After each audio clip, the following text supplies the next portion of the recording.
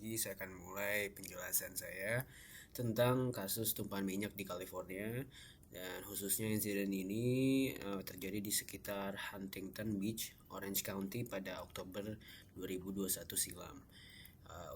Mungkin saya mulai dari kronologinya. Kasus ini bermula dari kebocoran pipa bawah laut bernama San Pedro Bay Pipeline yang dioperasikan oleh Amplify Energy Corp. Pipa tersebut mengalirkan minyak dari platform lepas pantai menuju fasilitas di Long Beach, California.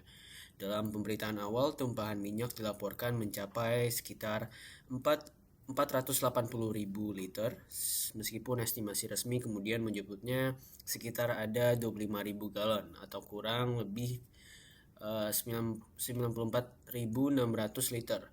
Secara kronologis, beberapa bulan sebelum tumpahan, yaitu pada Januari 2021, pipa bawah laut tersebut diduga rusak akibat jangkar kapal yang menyeret dan menggeser pipa. Pipa kemudian mengalami perubahan posisi dan kerusakan lapisan pelindung. Perusahaan tidak segera melaporkan potensi kebocoran tersebut.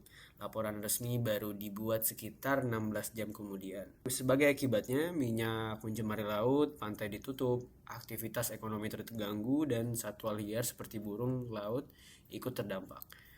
Oke, mungkin saya lanjutkan dari sisi hukumnya. Sisi hukumnya itu tentunya karena California itu adalah sebuah state, jadi hukum negara bagian California tentunya berlaku.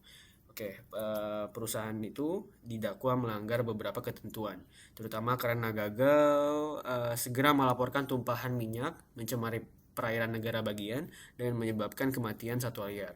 Salah satu dasar hukum yang relevan adalah California Fish and Game Code Section 5650 yang melarang masuknya bahan berbahaya seperti petroleum atau minyak ke perairan California. Perusahaan kemudian setuju dengan mengaku no contest terhadap 6 dakwaan pidana ringan atau misdemeanor. Mungkin dari sisi hukum federal ini yang memayungi semua negara bagian di Amerika. Mungkin dari sisi hukum federal itu ada perusahaan juga melanggar Clear Water Act. Undang-undang ini melarang pembuangan minyak secara lalai ke perairan Amerika Serikat. Dalam kasus ini, kelalaian perusahaan terlihat dari lambatnya respon terhadap alarm kebocoran dan keterlambatan pelaporan kepada otoritas. Karena itu, Amplify dan anak perusahaannya setuju untuk mengaku bersalah atas pelanggaran federal terkait pencemaran minyak. Mungkin saya lanjutkan ke aspek treaty ya. Treaty, ada beberapa possible treaty yang dilanggar oleh kejadian ini. Perjanjian internasional yang paling relevan mungkin adalah International Convention on Oil Pollution Preparedness dan juga Response on Cooperation 1990 atau OPRC 1990. Konvensi ini mengatur kesiapsiagaan dan respon cepat terhadap pencemaran minyak, namun perlu dicatat bahwa OPRC lebih mengikat negara sebagai pihak perjanjian, bukan langsung perusahaan swasta seperti Amplify Corp.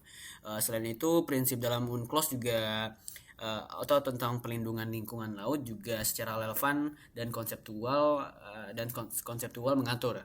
Tapi Amerika belum meratifikasi hukum tersebut atau treaty tersebut. Marpol 73/78 Aneks 1 juga dapat disebut, tetapi tidak menjadi dasar hukum utama karena sumber tumbahan dari pipa bawah laut, bukan pembuangan minyak dari kapal. Mungkin langsung saja ke penegakan hukum atau eksekusi yang dilakukan. Kasus ini ditangani oleh otoritas negara bagian dari federal di tingkat California. Investigasi dilakukan oleh California Department of Justice, California Department of Fish and Wildlife, serta Orange County District Attorney. Dia ke sanksi dan denda dan juga remedi yang dilakukan oleh Amplify. Amplify setuju membayar sekitar $4,9 juta dalam penyelesaian dengan negara bagian California dan Orange County. Di tingkat federal, perusahaan juga setuju membayar $7,1 juta sebagai denda pidana dan sekitar $5,8 juta untuk mengganti biaya respon tumpahan minyak.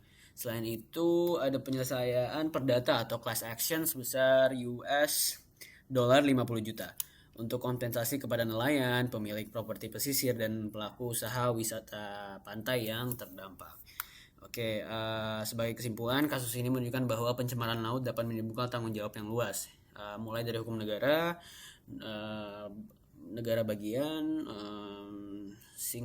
hingga treaty internasional ya guys. Jadi perusahaan tidak hanya bertanggung jawab karena tumpahan minyak, tapi juga karena keterlambatan merespon dan melaporkan kebocoran. Mungkin sekian penjelasan saya, lebih dan kurangnya mohon dimaafkan. Oke, sekian, terima kasih telah meluangkan waktunya untuk menonton video ini.